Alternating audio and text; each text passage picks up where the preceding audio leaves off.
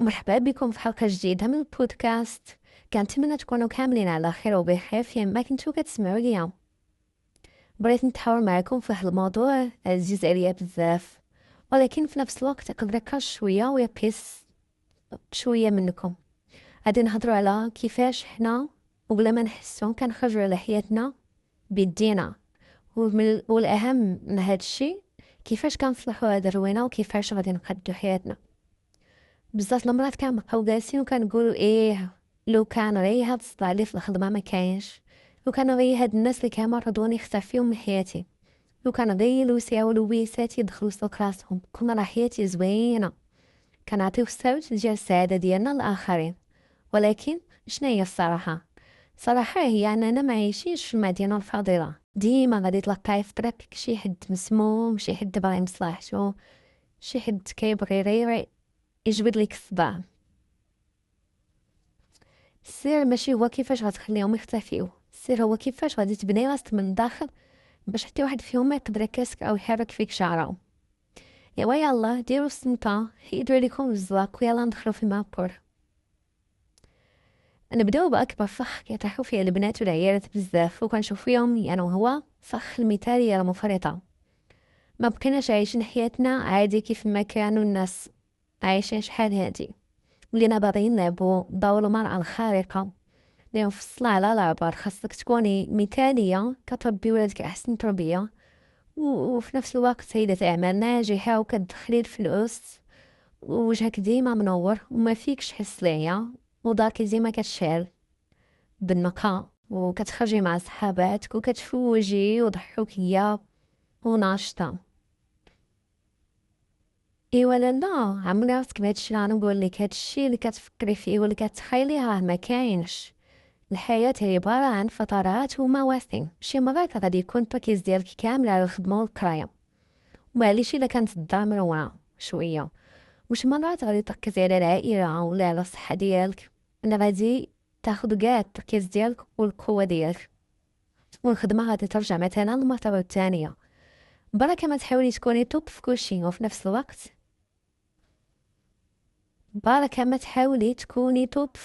نفس الوقت هادي ماشي حياة، هذا انتحار نفسي وراحتك كتمشي فيها. حاجة أخرى عندها علاقة بالمثالية، خليونا نهضروا على الصراحة الزائدة. هادوك اللي كيقولوا أنا اللي في قلبي على لساني وأنا عزيز عليا الصراحة ونجي بنادم نيشان. شوفي، الصراحة زوينة، ولكن باش تمشي وتلوحي الهضره قاصحة في وجه الناس وهما كاع مطلوب الرأي ديالك، هادي ماشي صراحة، هذا غباء اجتماعي ووقاحة. الناس راه ماشي كاملين عندهم ديك القصوحيه ديال المشاعر ولا ديال القلب باش يقدروا يستحملوا بحال هاد الهضره اللي كتقولي وديال اللي كيعجبك تقولي. بزاف ديال الناس عايشاش من الداخل وكل واحد هاز همو في قلبه. الا ما طلبش منك شي حد الراي ديالك في حياته او لبسه او قراراته، سدي فمك خليه عليك. هذه هي اللعبه، وهذا هو الذكاء الاجتماعي. الا بقيتي غادا وكتفرقعي الصراحه الزايده في وجهك كلشي، غادي تلقاي راسك مع الوقت بوحدك والناس كيهربوا منك. ونفس الشيء بالنسبة لك، ما تسنايش من كل شيء ديال الناس، من كل شيء الناس، من كل الناس انهم يكونوا صراحة ومعقولين معك 100%. حيت ما دايرهش هكاك، وخاصك تقبلي الحياة كيف ما هي. دابا نمشيو لحاجة اخرى كتاكل لك الطاقة ديالك بلا فايدة، وهي فاش كتبقاي غادية وتابع بنادم باغية ديما تحسي يحسوك بانك هم راضين عليك و... باش ترتاحي نفسيا.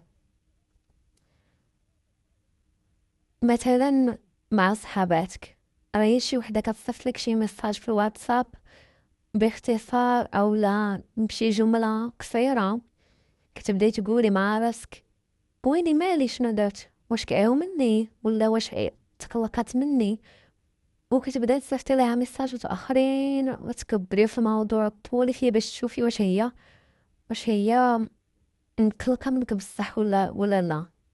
واحيانا كاع كتصيفطي ليها وتعتذري لي واخا انت ما درتي والو. ملي كديري بحال هكا كتبيني للانسان ان عندك واحد نقص كبير في الثقه في النفس، وهذا الشيء كيخلي العلاقه كتولي مريضه، والطرف الاخر كيولي حاس براسو فوق منك وخاصو ديما يهز ليك المورال. لا عادي نتقلقوا من بعضياتنا شي مرات وعادي الصداقة تجوز من فترات برود والواحد ما عندوش قنا باش يهضر. هذه علامة على علاقة طبيعية. اللي ماشي طبيعي وسام هو المعيور وقلة الأدب والسكوت العقابي والحساسية الزايدة. مادام مكاينش هادشي، نفسي وتريحي، راه الكون ما دايرش غير عليك وعلى أغلاطك. كان واحد الخطأ آخر كنضيعو فيه وقتنا وعمرنا، هو فاش كنكتشفو أن شي واحد في المحيط ديالنا منافق، مثلا شي كليان في الخدمة أو شي وحدة من المعارف كتشوف فيها كتلعب اللعبة وكتنافقوها بظهر ديال عباد الله. أغلب البنات كتولي باغا بأي طريقة تفضحها قدام الناس، وكتمرض فاش كتشوف الناس الآخرين عاجباهم مخدوعين فيها. واسمعيني مزيانة حبيبة ديالي، خليهم يتخدعوا. ماشي شغل ديالك تلعبي دور مفتش كولومبو في حياة الناس. هاد الناس اللي كيكونوا خايبين غالبا كيكون عندهم واحد الذكاء اجتماعي واعر، كيعرفوا من يقدروا الغلط وفين يدخلوا، ودايرين علاقات مبنية على مصالح. الا نتين كديري الحرب ضدهم نتي لا غادي تباني حاقدة وفيك الحساد ومريضة. حيدي لاسيش قطعي الخيط العاطفي اللي رابطك بحال هاد الناس. شوفيهم بحال شي كومباس بشي فيلم، ما عندهم حتى سلطة عليك يلا عطيتيهم انتي وقتك وتفكيرك. دابا غادي نهضروا على واحد التناقض عجيب. من جهه كاينين عيالات اللي دايرين على راسهم سور عالي بزاف بحال سور صيناوي وتجرحوا مرة وحده في حياتهم وصافي قطعوا لي يد ورجل حتى واحد ما بغينوش يعاود يدخل لحياتهم. دايرين حدود كبيره بزاف باش ما يتجرحوش عاوتاني. ولكن عرفتي شنو هو المشكل ديال هاد العيالات؟ هي كيمنعوا الاداء على راسهم، ولكن في نفس الوقت كيمنعوا الفرحه والنجاح والحب والناس مكين اللي باقيين كاينين في الدنيا وباغيين الخير الناس اخرين. ما يمكنش تعيشي حياتك كامله وسط واحد الخندق تحت الارض. خاصك تثق في راسك وفي قدراتك على مواجهه الصدمات اللي جات، ماشي تعيش عمرك كله في عزله خوفا من المجهول. ومن جهه اخرى كاينين نساء اخرين او عيالات اخرين كيوليو ظريفين بزاف وكيقنعوا راسهم بزاف وديما كيقولوا ايه واخا مرحبا هي الاولى هانيه. لان هاد النساء كيخافوا بزاف يترفضوا ويخسروا ناس اخرين، وكيفضلوا انهم يخسروا راسهم وصحتهم ووقتهم، وكيبيعوا راحتهم باش يشريو السلم المؤقت. والمشكل هو ان الناس كيستغلوا الظرافه ديالهم وما غاديش يشكروهم في النهايه، بالعكس غادي يوليو يطمعوا فيهم اكثر ويزيدوا يبركوا عليهم. تعلمي تقولي بلا باقه واحترام ولكن بحزم سمحوا لي ولكن هاد المره ما كرهتش ولكن ما نقدرش وما غاديش يناسبني. ما غاديش ما غاديش تقرب الدنيا الا قلتي لا، خصوصا الا قلتيها بطريقه محترمه، لان هادشي كيؤدي للاحتراق النفسي والعيان النفسي. وملي كنهضروا على الاحتراق النفسي تشكون فيكم كتعيش سيناريو الكحل كارثي قبل ما يوقع. مثلا عندك شي مقابله قاصحه او شي مشوار ثقيل على قلبك، مشوار زعما صافي تخلطوا لي الهرم، مشوار زعما عندك موعد ثقيل على قلبك هاد الاسبوع. وشنو كيقول لك راسك السيمانه كلها وانت جالسه كتخيلي شنو في راسك؟ شنو غادي يقولوا ليا؟ كيفاش غيشوفوا فيا؟ شنو غادي نجاوب؟ كتعيشي العذاب 7 مرات في عقلك قبل ما يوقع في الواقع. ونهار كتمشي لهداك الموعد ولا رونديفو كيدوز في 10 دقائق وعادي جدا، وانتي ضيعتي سيمانه من عمرك في التفكير والستريس بلا فايده. اذا كانت الحاجه غتوقع السيمانه الجايه خليها حتى توصل، ماشي تبدا تفكر فيها من اليوم ديالك. وانتي هي اللي كتحكمي في الوقت والافكار، ماشي هما اللي خصهم يتحكموا فيك. دابا نطيرو لواحد الجانب اخر اللي هو الجانب ديال الخدمه والكارير وكيفاش تحركي في سوق الشغل. كاينين بزاف ديال الهضور اللي كيروجوا في وسائل التواصل الاجتماعي على طاقة الأنوثة وكيفاش تجذبي الحوايج اللي عندك بلا مجهود. هادشي كيبان زوين وفيه رومانسية فاش كتشوفي شي وحده لابسه بيجامه الساتان وكتشرب الماتشا وكتهضر على موضوع. ولكن الا بغيتي تبني كارير وتسيطري على فلوس كتكوني في بلايص فين كيتخادو القرارات الكبار، خصوصا الا كنتي في مجالات فيها رجال بزاف، تماك خاصك تجبدي طاقة الحركة والعمل اللي نقدروا نسميوها طاقات الحزن المهنية. هادشي كيبان في لباسك، في هضرتك وفي طريقتك. بركة من دوك الكلمات اللي كتذكرهم منك في ايميلات والهضرة بحال انا بغيت غير نسول شويه وسمحوا لي بزاف الا صدعتكم، متخلينيش في الموضوع. هضري بصوت ثابت وقوي، ما تمشيش الخدمه باش ديري صحابات تطبوريده وديري كتفصل عاطفيه، سيري تماك باش تفضي وجودك تبني السميه ديالك.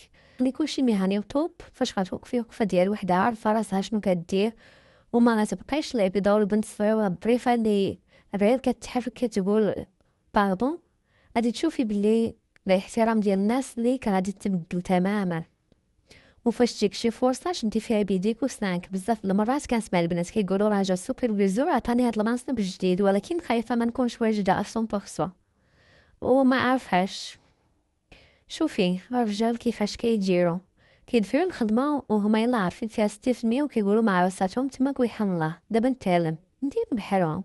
خدي الفرصه، خدي المنصب، قلتي بلي راه عندك كاع العجوبه الا بتهضر الحال وتعلمي في الطريق.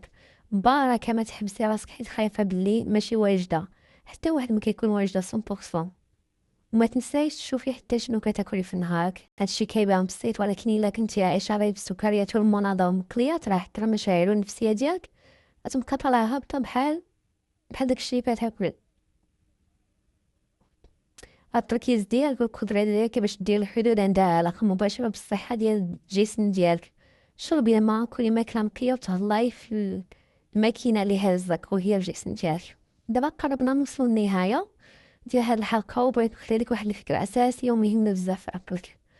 بزاف منا ولاو مدمنين على الفيديوهات ديال التنميه البشريه وعلم النفس، كنسمعوا لي بودكاست بحال هذا اللي كتسمعي ليه دابا، وكندخلوا لتيك توك كنلقاو فيه نفس الشيء، وكنقراو كتب على الصدمات، ولينا تبارك الله كنقدروا نحللو ونديرو تشخيص لجميع البشر اللي دايرين بينا. راه ماما نرجسيه، صاحبي عنده تعلق تجنبي، وصاحبتي عندها طاقة أنوثة هاربة، ويانا كنعمرو راسنا بالمعلومات ولكن ما كندير والو في الواقع. راه التحليل بوحدو ما كيبدلش الواقع، المعلومات بلا التطبيق راه غير تسلية وصافي. ما غاديش تبدلي حياتك وانتي جالسه في الفراش وما فاهماش علاش انتي خايفه. غادي تبدلي حياتك فاش غتنوضي وتخرجي من الباب وديري الحوايج اللي خايفه منهم ورجليك كيترعدوا. سيري لهاديك الخدمه، قولي لا لهاديك الصاحبه بركه من جاوب على المساجات ديال الاكس، تحركي تما فين كاين السحر، كاين في الحركه. وتشكري ديما ما محتاجاش تسناي حتى تشافي تماما او تولي عندك ثقه مطلقه في النفس عاد تبداي تعيشي.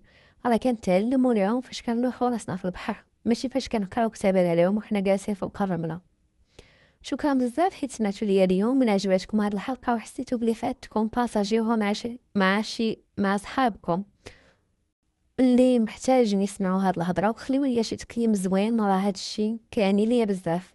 تهلاي في راسك وديري الحدود ديالكم، ما تنسايش شحال نتي قاده وقويه. نتلاقاو في الحلقه الجايه ان شاء الله. بسلامه.